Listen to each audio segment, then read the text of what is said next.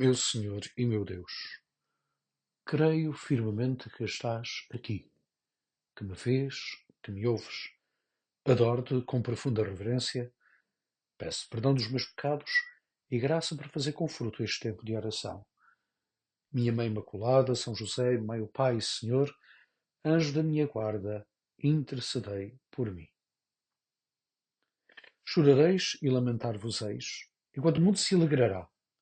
Estareis tristes, mas a vossa tristeza converter-se-á em alegria. Um cristão é sempre alguém alegre. Não se trata de uma alegria, diria, mundana, mas trata-se de uma alegria mais profunda. Trata-se de uma alegria sobrenatural, que entronca exatamente na nossa relação, na nossa fé, na nossa confiança em Deus. E é de facto em Deus que reside a raiz da nossa alegria, que supera em muito as tristezas que momentaneamente nós vivemos ao longo da nossa vida. Sim, um cristão é alegre, mas há momentos também de tristeza. Há momentos de tristeza que não é aquela tristeza perene de quem desanima, de quem, de certa forma, perde a fé, perde a confiança, mas é uma tristeza pontual, momentânea, que de forma alguma permanece na nossa vida e é muitas vezes ou tantas vezes superada exatamente por esta esperança que a nossa fé nos traz. Talvez traga aqui um exemplo ou dois, um talvez mais um pouco diferente, porque traz uma certa dor, mas que também essa dor e essa tristeza são logo no momento também superados. Por exemplo, quando nós vemos partir alguém que morre, que nos é próximo, amigos da nossa família, amigos nossos íntimos, familiares nossos, que fazem parte do nosso cotidiano, nós enchemos de tristeza. Trata-se de uma tristeza de quem tem amor àquela pessoa, tem amizade àquela pessoa que partiu, que já não está entre nós e que por uns instantes, por um momentos, deixamos de estar, ter o seu convívio, de estar, digamos assim, presente no nosso dia a dia, na nossa vida. Mas até esses momentos, até essa circunstância da morte, é sempre superada e apaziguada essa dor, com certeza da ressurreição desse nosso amigo, desse nosso familiar, como também a certeza da nossa própria ressurreição. Obviamente que esses momentos, às vezes na vida, parecem ser longos, mas a verdade é que diante da eternidade, na qual já vivemos, mas aquela eternidade que nos aguarda em Deus, o tempo que nos separa é infimamente mais pequeno que o tempo que nos uniu aqui e que nos unirá na vida eterna.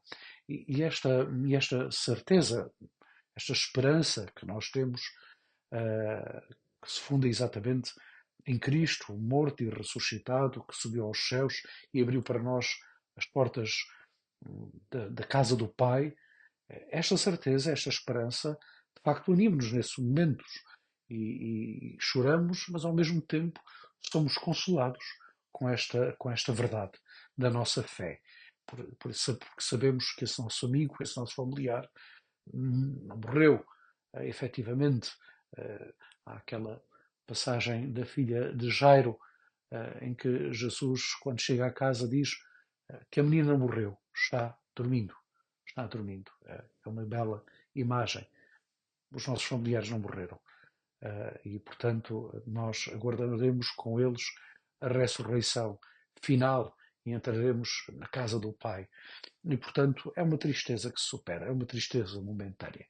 Por exemplo, um outro exemplo, um jovem que se empenhou nos seus estudos secundários e deseja entrar, de facto, na universidade, num curso, naquela universidade particular, naquele curso em particular, e por às vezes por umas décimas, por um valor, não consegue entrar nesse ano. Obviamente que aquele momento da tristeza, de frustração, Mas se somos cristãos, essa frustração e essas tristezas são superadas, porque, pronto, não perdemos, digamos assim, a batalha. Perdemos ali que momentaneamente aliás, perdemos aquela batalha, mas não perdemos de forma alguma a guerra, porque eh, é um incentivo àquele jovem para se dedicar mais, para procurar mais, não se deixar, digamos assim, desanimar e vencer. Não, faltou umas décimas, faltou um ponto, eu agora, um valor, pois eu agora vou me empenhar ainda mais e vou aproveitar este tempo para fazer mais alguma coisa, isto é, empenhar-me mais. Pois olhar sempre para. O cristão é aquele que olha sempre para o positivo das coisas, mesmo até destas situações de sofrimento. Encaras com outro, com outro, com outro olhar e com outra perspectiva, com outra força. Eu recordo-me sempre, de facto, na questão da tristeza e da alegria, do sofrimento, como é que algum cristão pode viver alegre mesmo no sofrimento. Recordo-me sempre e recuo no tempo para os primeiros cristãos, os primeiros séculos, os mártires, como as narrativas da vida dos mártires, do seu martírio, nos mostra tantas vezes a alegria com que eles vão para o martírio, às vezes até a cantar. De facto, é algo que nos surpreende. A alegria que o Senhor hoje nos fala é esta alegria sobrenatural que nós somos chamados a viver.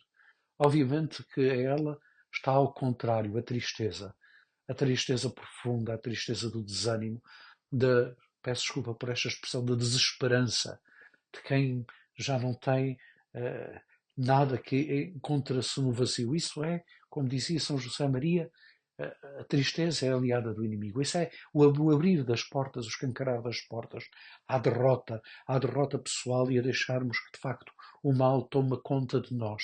E então começamos literalmente a morrer dentro de nós. Somos, passamos a ser os vivos mortos, não é os mortos-vivos, mas os vivos mortos. Caminhamos neste mundo, mas de facto totalmente abatidos, sem esperança, sem esperança nenhuma de futuro. O nosso futuro, obviamente, a nossa alegria está num futuro diferente daquele do mundo. O mundo alegrar-se-á, dizia Jesus também neste Evangelho. Sim, o mundo alegrou-se naquele momento em que Jesus morreu. Aqueles que o perseguiram acharam que finalmente Cristo crucificado, morto na cruz, ele não morto a cruz, foi a sua maior vitória. Pois foi a sua maior derrota, mas foi a vitória de facto, foi a vitória de Deus e a nossa vitória. Porque na cruz, Cristo crucificado, morto, não não foi nenhuma, de forma alguma, a derrota, mas foi a vitória de Deus. Foi a vitória de Deus. E porque Cristo, depois de morto, ressuscitou, voltou à vida. E por isso Jesus diz aos apóstolos, aos discípulos, que a vossa tristeza se converterá em alegria. Esta é a certeza também, esta alegria que nós também temos que viver.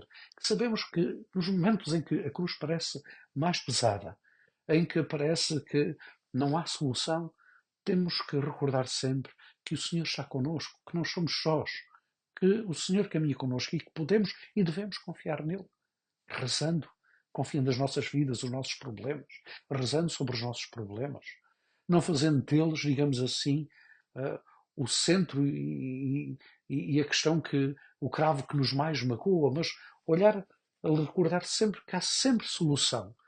Às vezes costumo dizer, quando as pessoas às vezes se lamentam, os meus paroquianos ou pessoas amigas se lamentam exatamente sobre a vida, eu costumo dizer que há solução para tudo, até para a morte.